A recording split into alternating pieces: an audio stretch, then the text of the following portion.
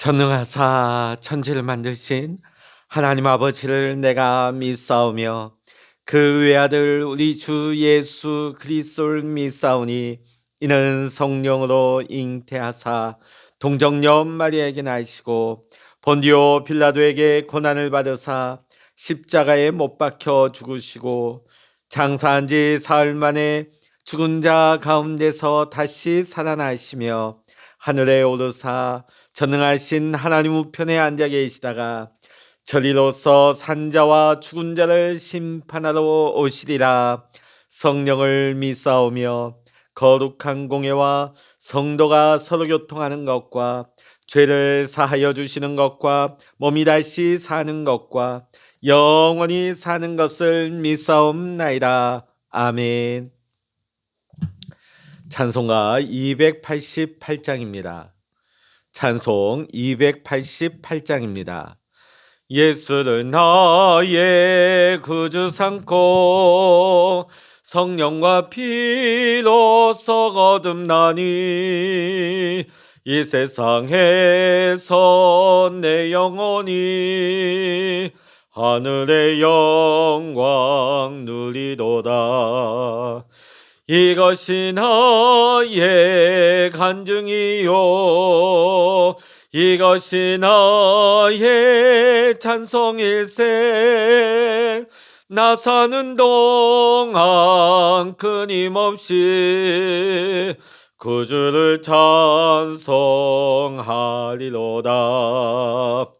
온전히 주께 맡긴 내 영 사랑의 음성을 듣는 중에 천사들 왕래하는 것과 하늘의 영광 보리로다. 이것이 나의 간증이요 이것이 나의 찬송일세. 나 사는 동안 끊임없이 구주를 찬송하리로다. 주 안에 기쁨 누림으로 마음의 풍랑이 잔잔하니 세상과 나는 간 곳 없고 구속한 주만 보이도다. 이것이 나의 간증이요 이것이 나의 찬송일세. 나 사는 동안 끊임없이 구주를 찬송하리로다.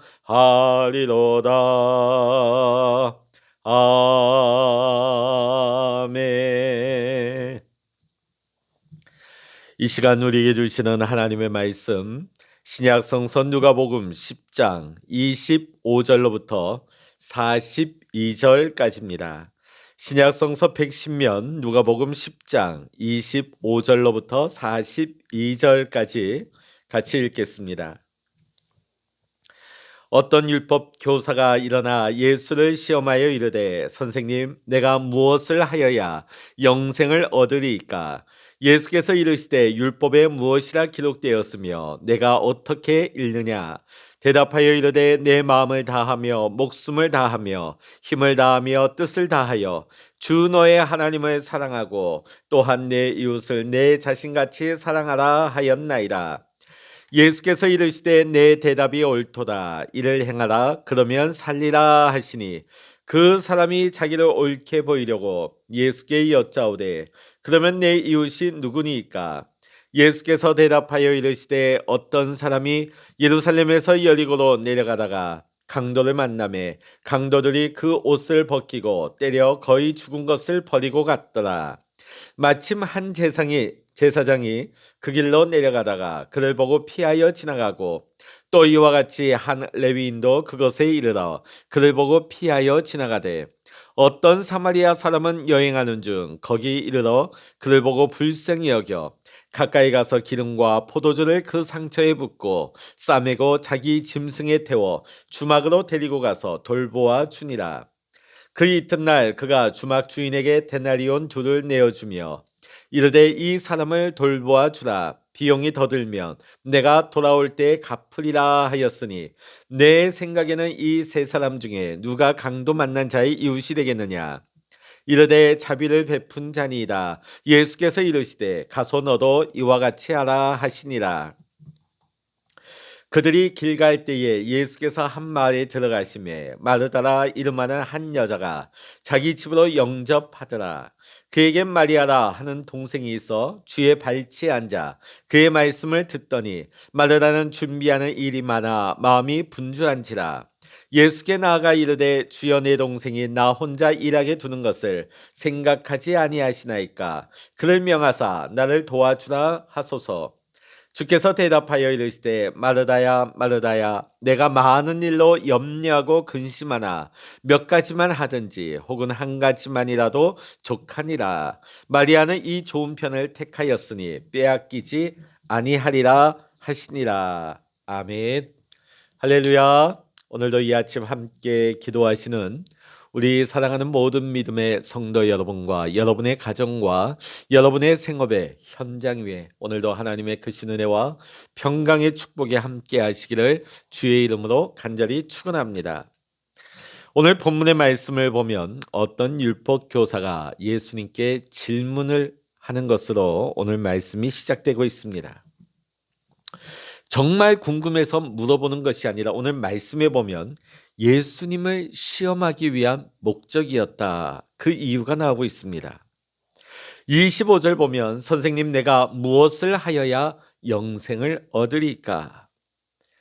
자, 이에 예수님께서는 율법에 무엇이라 기록되었느냐 이렇게 되물으십니다. 그러자 율법교사는 신명기 6장 5절과 레위기 19장 18절의 말씀을 인용해서 27절과 같이 대답하고 있습니다. 27절 같이 읽어봅니다. 대답하여 이르되 내 마음을 다하며 목숨을 다하며 힘을 다하며 뜻을 다하여 주 너의 하나님을 사랑하고 또한 내 이웃을 내 자신같이 사랑하라 하였나이다. 아멘. 일반적으로 내가 하나님을 얼마나 사랑하는 것에 대한 그 사랑의 증거이자 척도는 내 주위 사람들 내가 얼마나 사랑하는지에 대해서 그것을 보면 알 수 있다는 것입니다. 만일 내가 주위 사람들을 배려하지도 않고 품지도 못하고 오히려 미워하고 멸시하는 마음이 가득한데 하나님을 사랑하며 예배를 드린다? 이것만큼 어불성설이 없을 것입니다. 율법교사의 대답에 예수님은 그 대답이 옳다고 하시며 이를 행하라. 그러면 살리라고 하십니다. 자, 그러자 율법교사가 자신이 더 옳다는 것을 보이려고 두 번째 질문을 하고 있습니다. 29절의 말씀. 그 사람이 자기를 옳게 보이려고 예수께 여짜오되 그러면 내 이웃이 누구니까? 예수님은 이 질문에 대한 답으로 30절부터 35절에 한 이야기를 들려주십니다. 그것은 바로 자비를 베푼 사마리아 사람에 대한 이야기입니다. 어떤 사람이 강도를 만나 완전히 옷이 벗겨지고 폭행을 당하여서 거반 죽게 되었습니다. 때마침 그곳을 지나가던 제사장과 레위인이 그곳을 차례대로 지나가게 됩니다. 자, 그런데 어찌된 영문인지 제사장과 레위인은 이 죽어가는 사람을 피하여서 지나쳐가 버립니다. 그들이 왜 피해 갔을까요? 그것은 이 제사장과 레위인이 너무나 율법을 잘 알기 때문이었습니다. 이 제사장과 레위인은 성전 제사와 관련 있는 사람들이죠. 자, 그러니까 자신을 모든 부정한 것들로부터 지켜야 할 의무가 있는 것입니다. 행여나 지금 피투성이가 되어 있는 이 사람에게 다가갔다가 혹시 그 피와 접촉이 되어져서 부정해질까 봐 그들은 최대한 조심해야 하며 피해 갔을 것입니다. 그들의 지책을 감안한다 할지라도 사실 그들은 사람의 생명보다 율법을 더 중시했던 것입니다. 다시 말해서 무엇이 중요한지를 몰랐던 것이지요. 요한복음 5장에서도 38년 된 병자를 예수님이 고치셨을 때 유대인들은 안식일에 병자를 고친다고 예수님을 비난했습니다. 그들은 안식일이 사람을 위하여 있는 것이고 사람이 안식일을 위하여 있는 것이 아니라는 예수님의 뜻을 전혀 알지 못했던 것입니다. 자, 그런데 오늘 말씀을 읽다 보면 반전이 일어나고 있습니다. 33절입니다. 어떤 사마리아 사람은 여행하는 중 거기 이르러 그를 보고 불쌍히 여겨. 자, 지금 제사장이 지나고 레위인이 지나쳤습니다. 그런데 길 가던 어떤 사마리아 사람이 이 강도 만난 사람을 보자마자 불쌍히 여겼다고 합니다. 자, 사마리아인이 누구입니까? 혼혈 족속이죠. 자, 혈통을 중요시하는 유대인들에게서 이것은 굉장히 큰 흠결이었습니다. 그러다 보니까 유대인들에게 사람 취급을 못 받았죠. 멸시와 천대를 받았습니다. 자, 바로 그 사마리아인이 지금 쓰러져 있는 사람을 보자마자 그의 마음에 불붙듯 일어나는 것이 있었습니다. 그것이 무엇일까요? 바로 불쌍히 여기는 마음입니다. 히브리어로 보면 스플랑크 니조마이, 마치 내 창자가 끊어지는 듯한 그런 아픔을 말하는 것입니다. 상대방의 아픔을 그냥 머리로만 끄덕이고 지나가는 것이 아니라 상대방의 아픔을 보면서 고통을 보면서 내 창자가 끊어지는 듯한 그 고통을 함께 느끼는 것입니다. 우리가 복음서를 보며 예수님이 고통당하고 병든 자들을 보실 때 예수님께서 느꼈던 그 마음이 스플랑크 니조마입니다. 불쌍히 여기셨다. 예수님도 그 창자가 끊어지는 듯한 아픔을 느끼셨다는 것이죠. 예수님께서 우리를 불쌍히 여기실 때 치유와 회복이 일어났습니다. 이런 예수님의 마음을 지닌 사람이 오늘 본문의 사마리아인이었습니다. 사마리아 사람은 34절을 보면 그 사람에게 가까이 다가갑니다. 자신의 옷에 그 피투성이가 된 그 사람의 피가 묻는 것을 아랑곳하지 않고 이 사마리아인이 가지고 있던 기름과 포도주를 그 상처에 붓고 싸매었다고 말씀은 우리에게 증거하고 있습니다. 기름은 상처를 부드럽게 하고 포도주는 상처를 소독하고 살균을 하는 역할을 했습니다.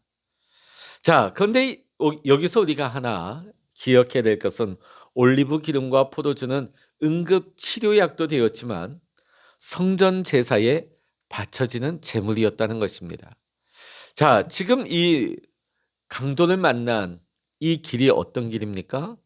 예루살렘에서 여리고로 내려가는 험준한 길입니다.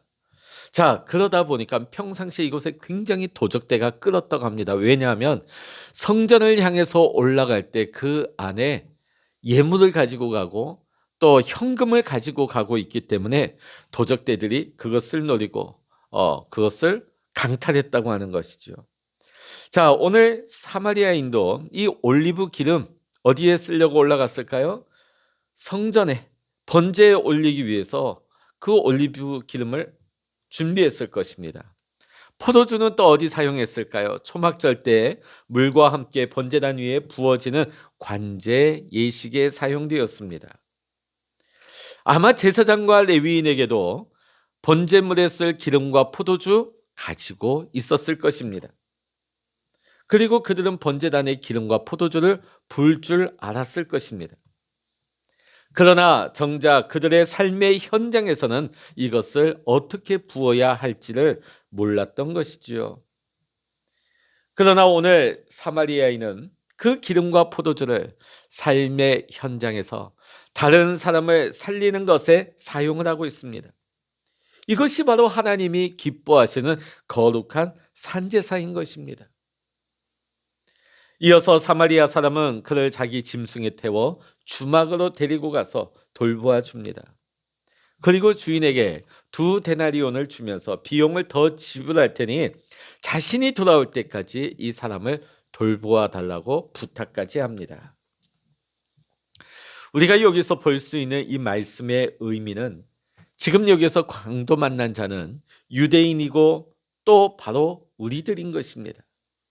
자, 사마리아 사람은 누구입니까? 바로 예수님이십니다. 오늘 예수님께서는 이 말씀을 통하여서 죽게 된 너희를 구해주는 것은 제사와 율법이 아니다. 너희를 구원하고 너희를 살려주는 것은 제사와 율법이 아니라 예수님 바로 자신이라는 사실을 알려주고 계시는 것입니다. 주께서 우리를 불쌍히 여기시고 우리의 상처를 어루만지시며 우리를 싸매어 주십니다. 오늘 말씀에 사마리아 사람이 치료에 필요한 모든 비용을 지불했듯이 예수님은 십자가 위에서 우리의 죄값을 다 치르셨다는 것을 우리는 기억해야 합니다. 오늘 이 말씀의 비유에 복음의 메시지가 담겨 있는 것입니다. 비유를 마치신 후에 예수님은 36절에 율법교사에게 질문을 하십니다.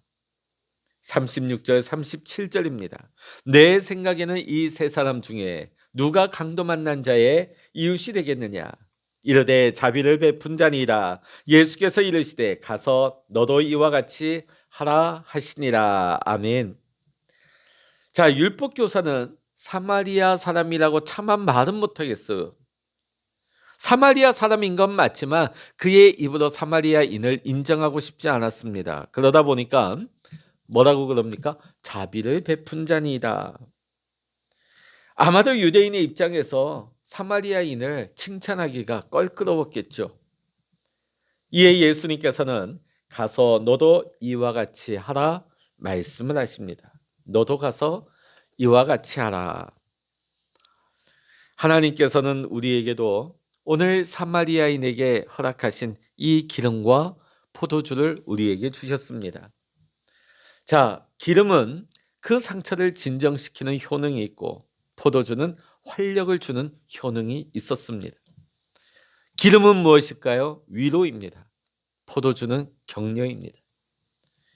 오늘 우리는 사마리아인이 가졌던 불쌍히 여기는 마음으로 상처 입은 쓰러진 내 이웃을 향하여서 우리 그리스도인들은 위로와 격려를 베풀 수 있는 이 선한 사마리아인과 같이 그 마음을 베풀 수 있는 위로하고 격려할 수 있는 우리 모두가 되어야 할 줄로 믿습니다. 오늘 이 하루도 우리가 가진 기름과 포도주로 누군가를 위로하고 격려할 수 있는 하루가 되시기를 주의 이름으로 간절히 축원합니다. 이어지는 38절의 말씀 보면 마르다의 집에 예수님이 방문을 하십니다. 자, 그런데 오늘 예수님에 대한 마르다와 마리아 이 두 자매의 모습이 구체적으로 언급이 되고 있습니다. 자, 그런데 이 두 자매의 행동과 태도는 매우 대조적인 걸 알 수 있죠. 언니 마르다는 접대 준비를 위해서 매우 분주하게 움직입니다. 반면 그 동생 마리아는 주의 발 아래에 앉아 말씀을 듣고 있었다고 말씀은 증거하고 있습니다. 자, 이 말씀을 우리는 강단에서 많이 선포하고 또 들었을 것입니다. 일반적인 해석은 무엇입니까? 육적인 일보다 영적인 일이 더 중요하다. 우리가 마리아처럼 주의 말씀을 사모하고 집중해야 된다는 결론을 쉽게 내리고 그렇게 많이 들으셨을 것입니다. 물론 그렇게도 우리가 받아들일 수 있겠지만 오늘 우리는 이 본문에서 좀 더 살펴볼 수 있는 내용이 있습니다. 자, 그런데 우리가 많이 일을 하는 마르다가 틀리고 말씀을 듣는 마리아가 옳다 하면 자, 여러분 교회에서 누군가는 예배를 드립니다. 그러나 또 교회에서 예배가 채 끝나기 전에 또 식사를 봉사하시는 여신도들은 내려가서 미리 불을 켜놓고 미리 음식을 장만하는 일을 오늘날에도 할 수 있습니다. 만일 다 말씀만 듣고 있다면 식사 준비는 누가 하겠습니까? 교회 안에 곳곳에 많은 봉사가 있습니다. 말씀을 듣는 자리도 있지만 육체적으로 섬기는 자리도 많습니다. 자, 여러분, 말씀을 듣는 것과 섬기는 것, 주님 안에서 다 이루어지는 것입니다.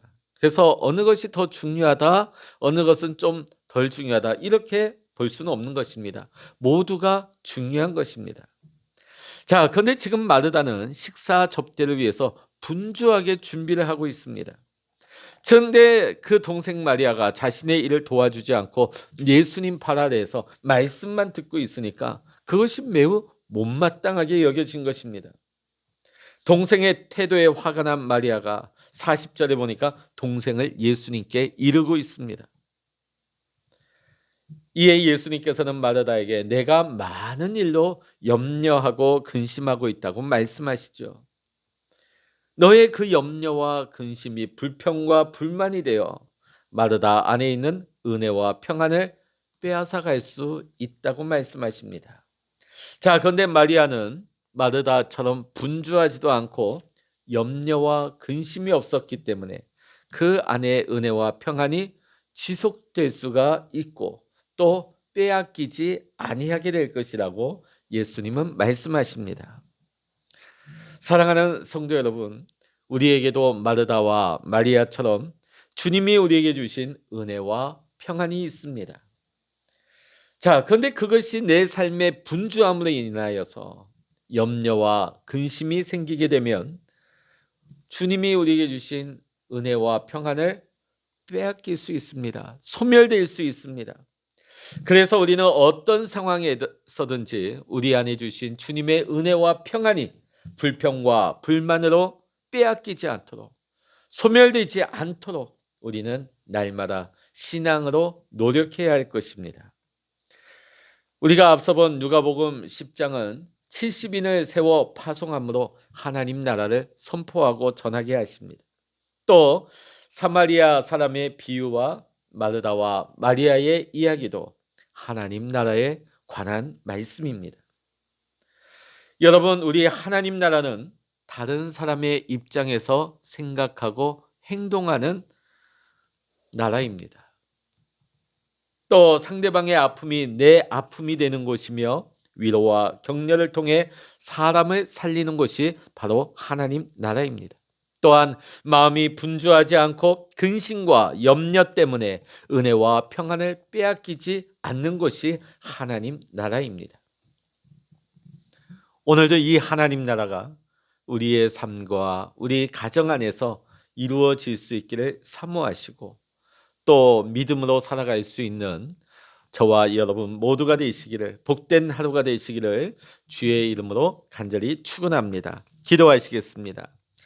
하나님, 오늘 선한 사마리아인의 이야기처럼 우리도 주님의 마음을 닮아 주님이 우리에게 주신 기름과 포도주를 가지고 쓰러진 주위 사람들을 위로하고 격려할 수 있게 하여 주시옵소서. 또 주님이 우리에게 주신 은혜와 평강을 빼앗기지 않도록, 근심과 염려가 우리 안에 자라나지 않도록 날마다 믿음으로 살아가게 하여 주시옵소서. 하나님, 오늘도 우리가 주의 긍휼로 주의 마음으로 위로하며 세우며 오늘도 하나님의 마음을 가지고 내 이웃을 내 몸과 같이 사랑할 수 있는 귀한 날을 살아가게 하여 주시옵소서. 모든 감사와 영광을 우리 주님께 올려드리며 우리 주 예수 그리스도의 이름으로 간절히 기도하옵나이다. 아멘. 찬양하라 내 영혼아,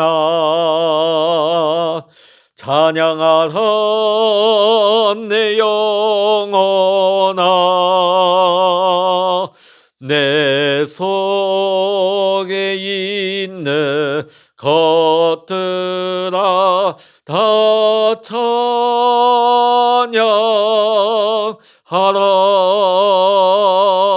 기도하라 내 영혼아,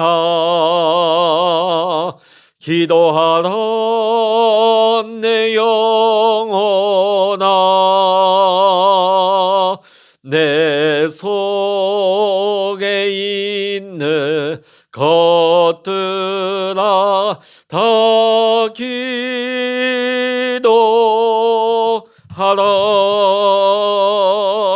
주여 일창으로 합심하여 기도하십니다. 주여